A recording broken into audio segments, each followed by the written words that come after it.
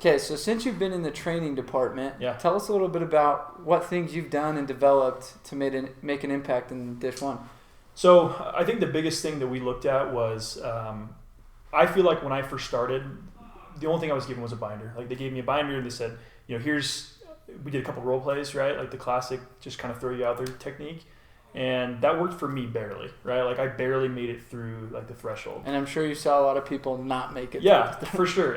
My second summer, I was in Pittsburgh, Pennsylvania. I brought out 6 sales reps, and none of them made it, right? And it was always this whole time like wondering like why are these guys not making it? Like they're as sharp or sharper than I even was, right?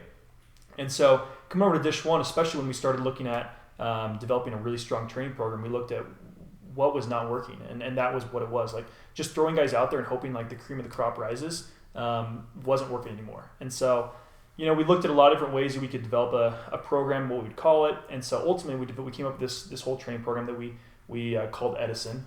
And essentially it started off as just, we want to have everybody doing the same style pitch, right?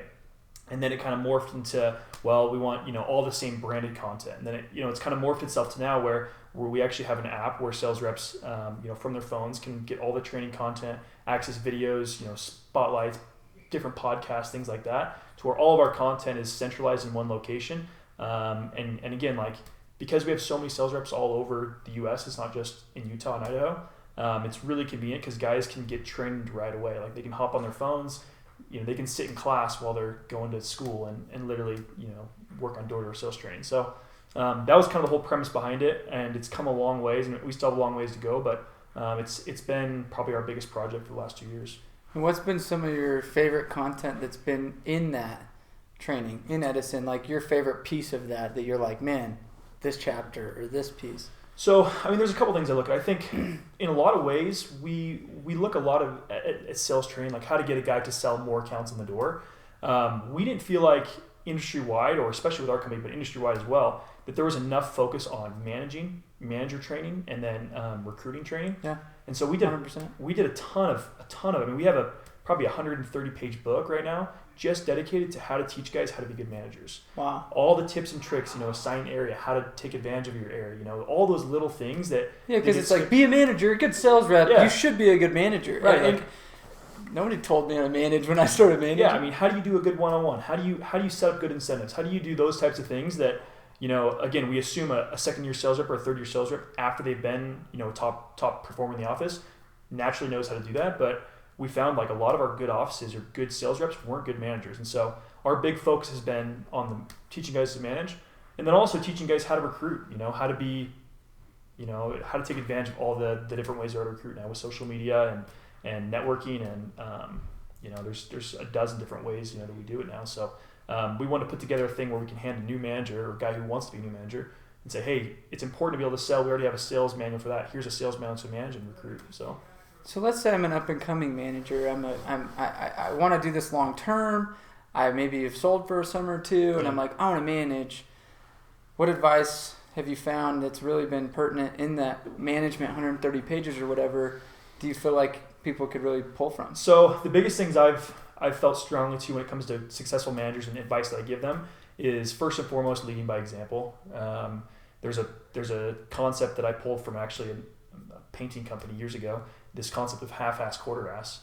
Essentially, that whole mentality is like, if you do it, half-ass, your guys are going to do it quarter-ass. If you do it all the way, your guys will do it halfway, right? At least that's the hope. And so with that mentality, like we train guys to do everything they do, whether it's selling the doors or following the schedule or living a healthy life, those kinds of things. Like we tell them, like, you got to remember, if you do it all the way, they're going to hopefully do it halfway. Yeah. Right? Like that's the hope. No, it's so true. And so, I sell 4, you do 2. Right. I do 1, you do 0. Right. If the managers aren't throwing down big time, like the sales reps aren't going to throw down big time. So that was the big thing that out of the whole thing, if I could think of to kind of like compress it down to, that's one of the biggest things that we focus on is making sure our managers are the top reps in the company, first and foremost. Cool. And then you also wrote a book. I did. So tell me a little bit about this book that you wrote. And this was prior to you being in the training department or after? It was prior, yeah. Prior. Okay, Yep. So you just, hey, I want to write this little short book. Tell me. So after my first big summer in 2014, I just had a lot of guys that reached out and, probably the question that you would get, or a lot of the guys you're going to interview are going to get, and they always say like, what do you got? Like what's your special sauce type thing. Do you drink this Monster or Yeah. the Blue Monster? Yeah. It's like, you're like, I don't know. Like, yeah, I mean, like they're wondering like, what kind of shirt do you wear? Or what's your pitch? That's the one I get the most. Like, what's your pitch? What do you say? And so I got that so much, and I felt like I had kind of an interesting story because I was never that great to start out with. That I wanted to put a book together, and I titled it "Transition to the Top," because I felt like for a lot of guys, they're top guys. It's not a transition. Like they're like you said, they're bad A's from the very beginning. They're selling 300 accounts their first summer. But for me, like because it took me a little bit to get there, I felt like there was a lot of valuable information I could pass on to guys that would maybe help them in their situation, whatever industry they're in, door to door, whatever, or whatever product they're selling, to climb the ranks a little bit. So tell us a few key nuggets out of the book, from the mouth of the author. I mean, Sure. What does it take to transition to the top? So my biggest thing that if I were to compress everything down in that book, are couple things. One of them is mindset. That to me was the biggest change that I had from, when I was 19 years old selling door to door to, 24 and 25 being a top rep.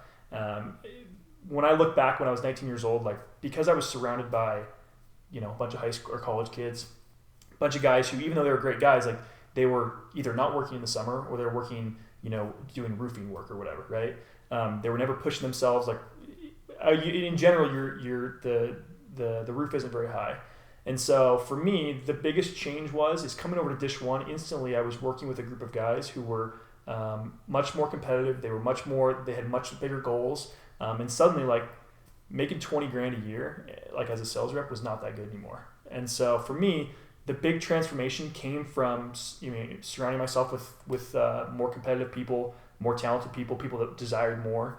And then, so that's probably a big part of it. So it's a shift in environment. Shift in environment, absolutely. The next two things I would say are habits, really developing really strong habits to the point where, I'm not wondering whether I'm going to go out and sell 5 or 6. I just know, like, based on my habits, if I follow through with everything I've done the last however many days, like, the numbers will come, right? Focusing on the goal of getting 6 as opposed to the goal of making, 3 or 4 grand in a day type thing. And then, probably the final thing would be work ethic. Like, that's at the end of the day, like the habits are what drives my work ethic. Like if your habits aren't in place, you won't work hard because, you're not, you haven't set up a system where you're designed to work hard. So, those are probably the biggest things I would say. And then I talk a lot about, special little tips and tricks, things like that. So, cool. Tracking numbers and how I track my systems and affirmation statements and things like that.